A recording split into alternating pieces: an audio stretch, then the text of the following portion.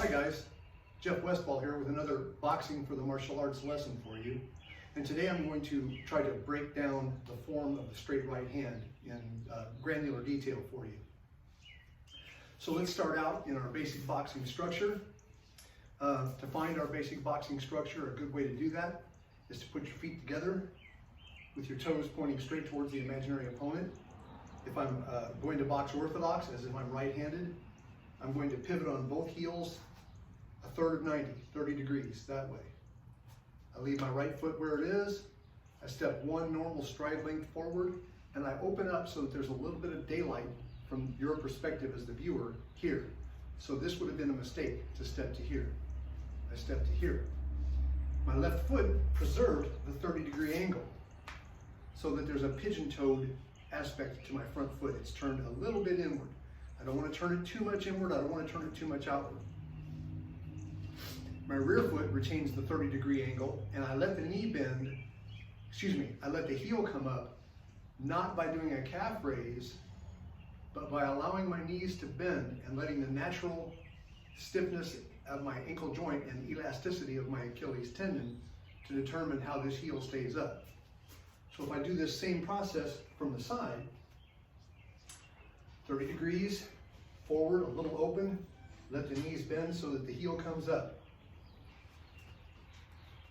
My structure is such that my core, so my navel and my sternum follow the 30-degree line that I've established with my toes, but my head points straight ahead. My two forearms are making two vertical line segments. My rear forearm, the elbow is clamped to my chest, and my door knocker knuckles are on my cheekbone. Higher than that obscures my vision. Lower than that unnecessarily exposes target. My front hand is making a vertical line segment as well. So this would be unacceptable. You see how I'm making an inverted V. I want two vertical line segments. Now some of you won't have flexible enough shoulder joints and won't be able to open to vertical. So this might be all you can handle. I also want my shoulder joint, especially the front one, shrugged up, making part of the armor for my chin. So I'm here and not here. Here and not here.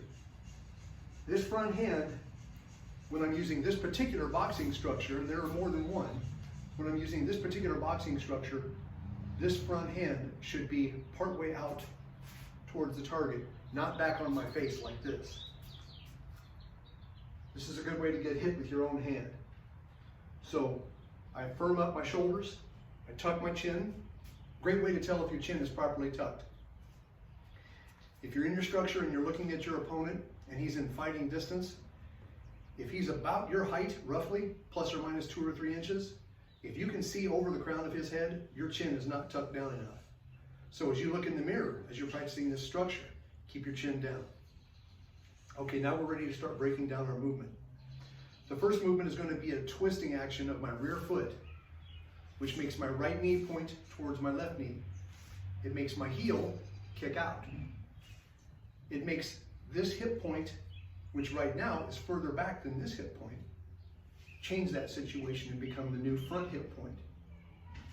While I'm twisting this rear foot, I don't allow my front foot to move. It's going to want to do 3 different things if you're like most people. It's going to want to, this is the most common thing that it does, is I'm rolling my foot up. If you'll look, my big toe kind of rolls up off the ground. We don't want that. We want your foot flat, as if your foot is a hand that is trying to grab the earth. So as I twist this rear foot, this front foot must not roll, the heel must not come up, and it must not turn for our basic form. Also, as I rotate my body on this first third of the punch, my rear shoulder, which right now is obviously further back than my lead shoulder, changes that situation and becomes my new front shoulder. And that takes us to what happens with the two forearms. This forearm is here, elbow to the body, knuckles on the cheek. This one is out towards the opponent. As I do this rotation, those two jobs switch with each other.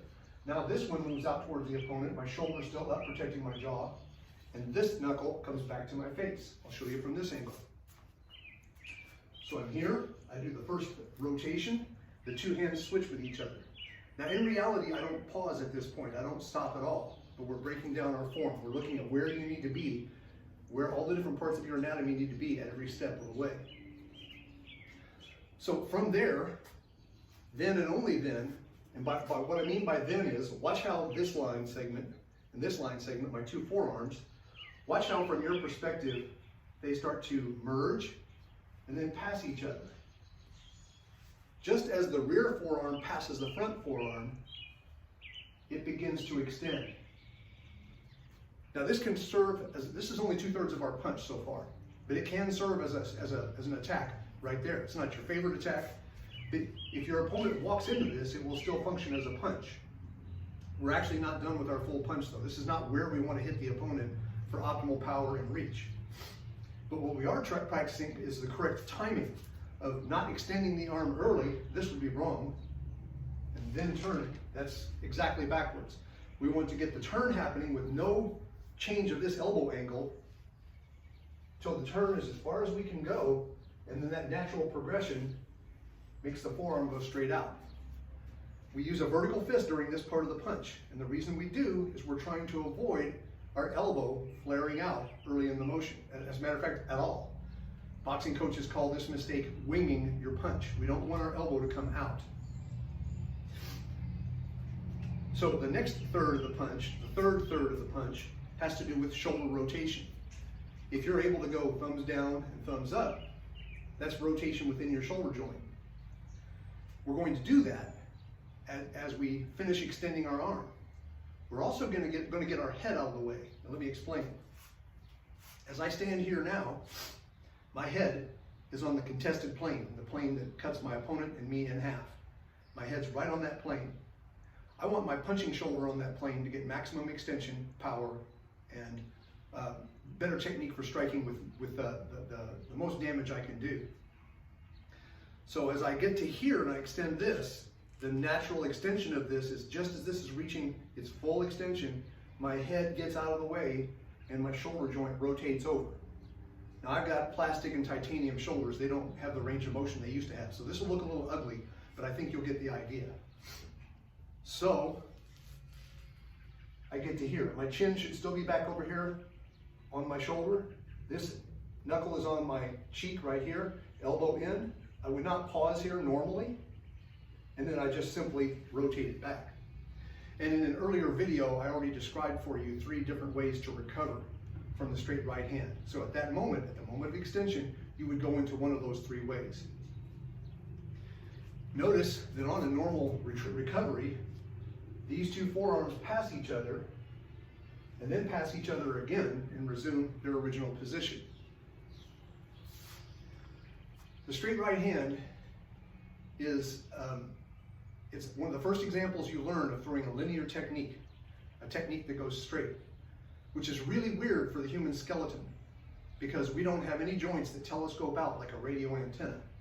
It takes real practice and thought in construction of the form to make a part of your body travel in a straight line. And the closer you can come to doing that, the better your straight right hand. As I'm fond of telling people, if you can throw, you can punch. I will show you that in a future video. Punching is more like throwing than it is like pushing. Anyway, I hope you found this useful.